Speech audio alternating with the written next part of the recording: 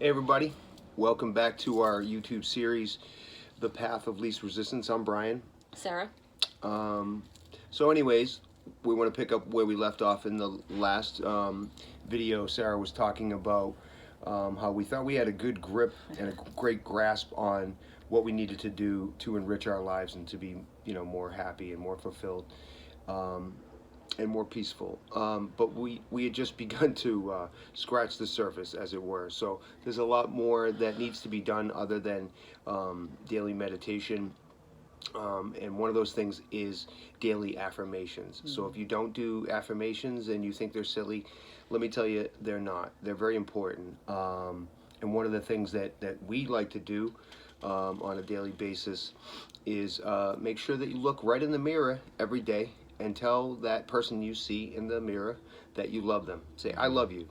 And, as most of us growing up, we didn't do those things because if you did, then you were considered arrogant or whatever, and selfish or whatever, and that's just not the case. It's very important, self-love, and that's what this episode is entitled, and it's all about. So I'll let Sarah touch a little bit on the importance of self-love. Yeah, self-love is probably one of the biggest pieces or the biggest tools that you can use to help yourself. Mm-hmm. Here comes the sun. Here it is. Mm-hmm. Sorry. It's a hard thing to do, but it can be done. One of the things that started me on this was when I got sick in November with COVID. So it pretty much forced me. Mm-hmm. Stop, slow down, relax, take a breath, time to take care of yourself. Mm-hmm. I took it as a blessing. There you go. In a roundabout way. I know that sounds really weird and really twisted, and to all those who have passed, especially my aunt and everybody else, no disrespect on that.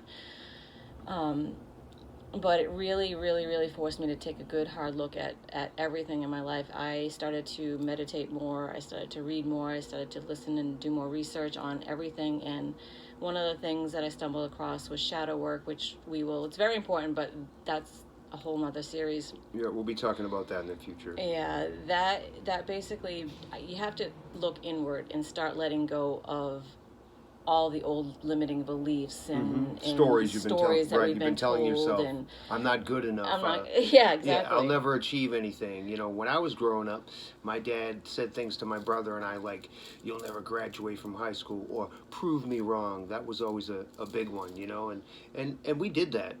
Sure, was it right? No, probably not. It was his way of doing things, as backwards as that was, but it worked. We did it, but I don't think that's the way you should really treat yourself or your children. Words are powerful. Yes. They really are. What you say and what you speak and what you think, it attracts. And it creates your reality. Everything, exactly, and it creates your reality.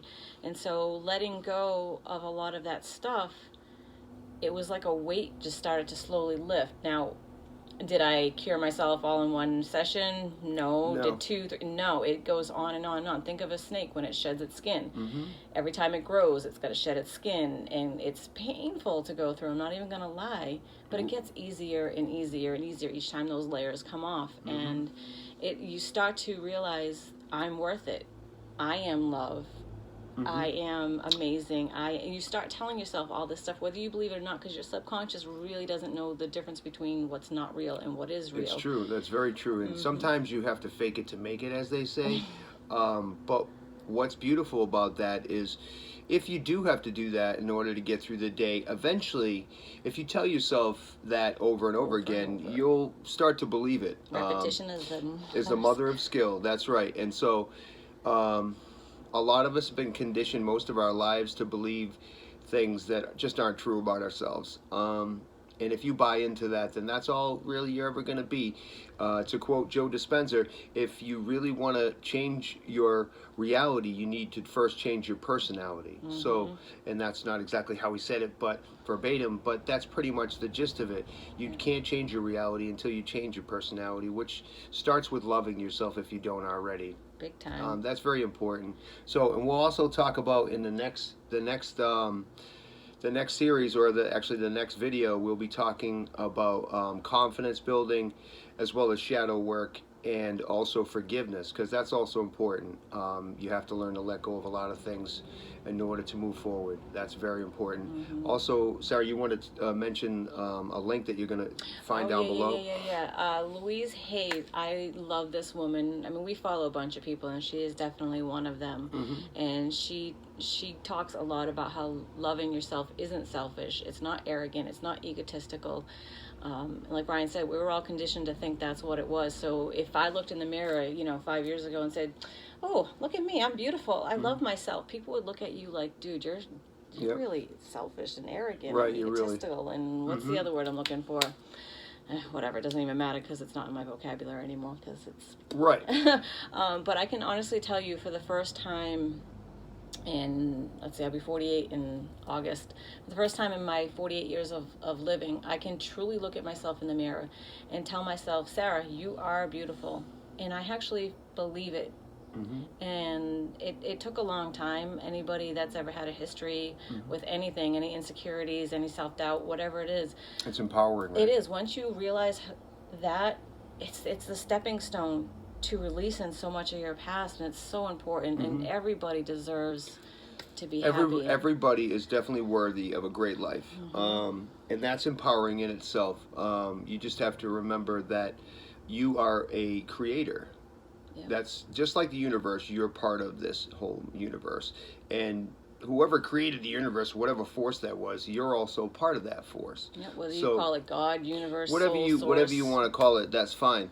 Whatever your belief is, but just remember that spirit or God that you call is also within you. That's embodied in you. So you have all the strengths and powers that they had to create and manifest the reality that you want in your life. So believe in yourself. So with that being said, we're going to close this one out. We wish you love and light. We'll see you on our next series, and don't forget to like, share, and subscribe. Thank you, guys. Peace. Bye-bye.